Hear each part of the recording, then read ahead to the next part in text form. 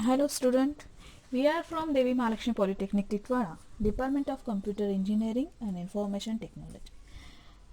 Semester 5th, subject Software Testing. Myself Miss Anita Shirture. Now I am going to teach you the chapter number 4, Defect Management in Software Testing. This chapter is given for 12 marks. So let's start. Learning outcome of this video. In previous lecture or video, we had already taught the steps in defect management process. But in these lectures, I will explain in detail the topics of defect management process. So, the defect management process classified in the 5 the defect prevention, defect baseline, defect discovery, defect resolutions and the process improvement. In this video, I will explain in detail the defect management process. So, second topic is what is the defect life cycles, how using defect life cycles in a defect management, as well as what is the defect template and why use the defect template. So, then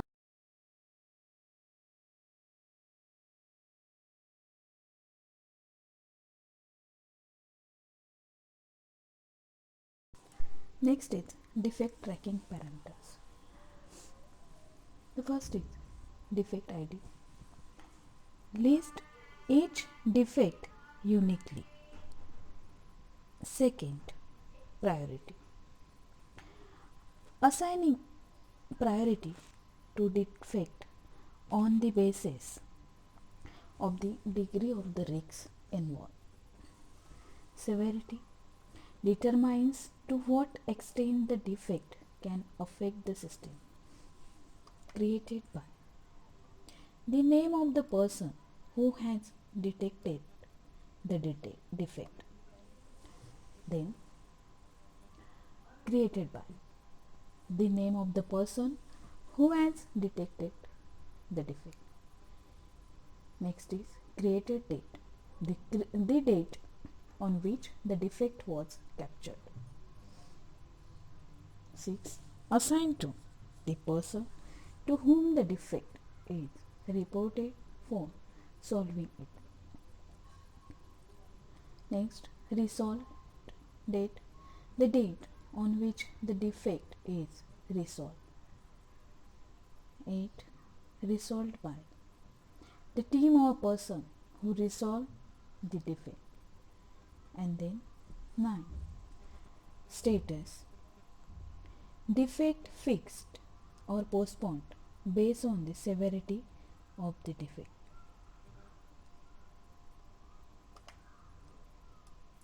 Defect logging or tracking. Chapter number 4, defect management.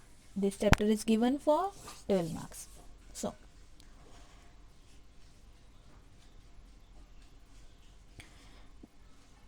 in previous video we have already taught the management reporting. The management reportings, the some steps of defect management process. The steps in the defect prevention, deliverable baseline, defect discovery, defect resolutions and the process improvement. These are classified in a defect management process, and these classified is belong to the management reporting. So the first is the defect prevention process or the defect fixing.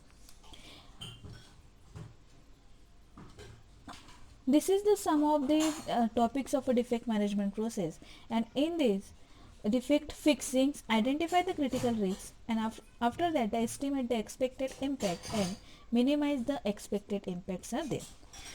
So the defect prevention is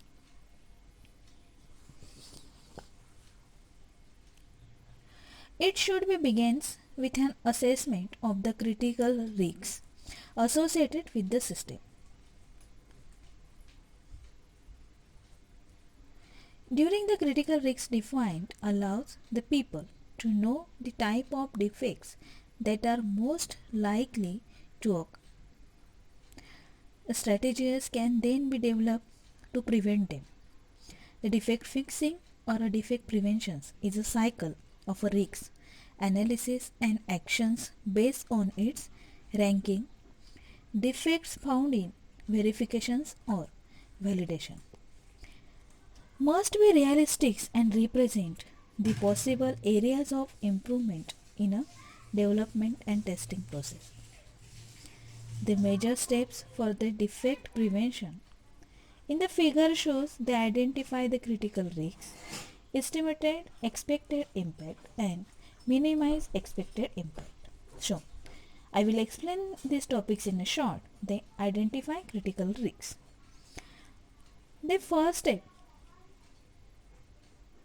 in preventing defects is to understand the critical risks facing the project or a system. The best way to do this is to identify the types of defects that carries the largest risks. In short, they are the defects that could endanger the successful constructions, discovery and or the operations of the system. These risks might include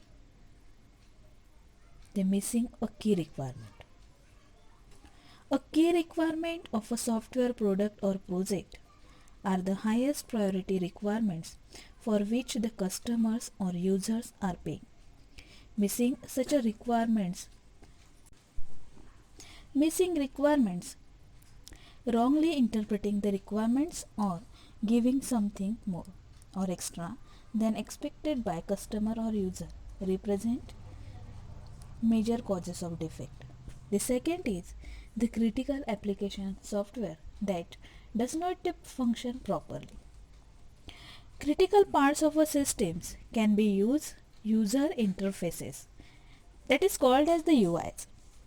Interfaces with some other systems, processing of data and generation of outputs.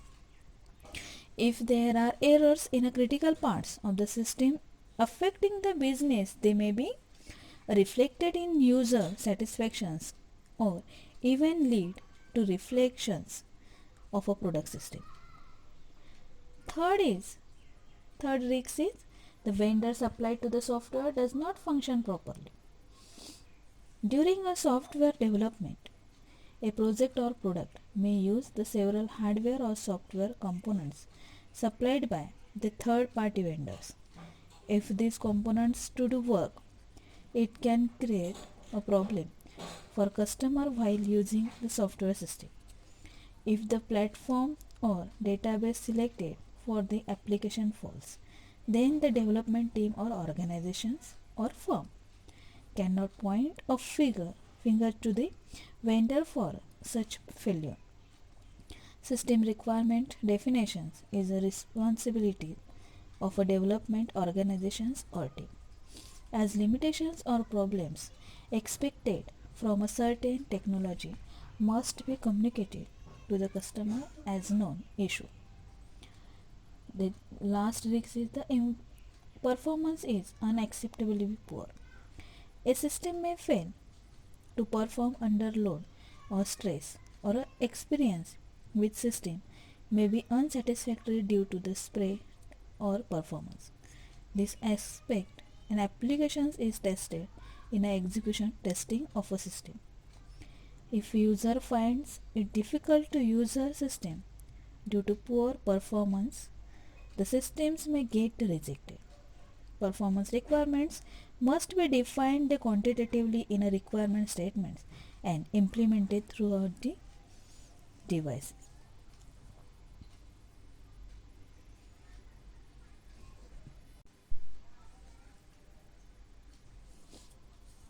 Next is hardware malfunction.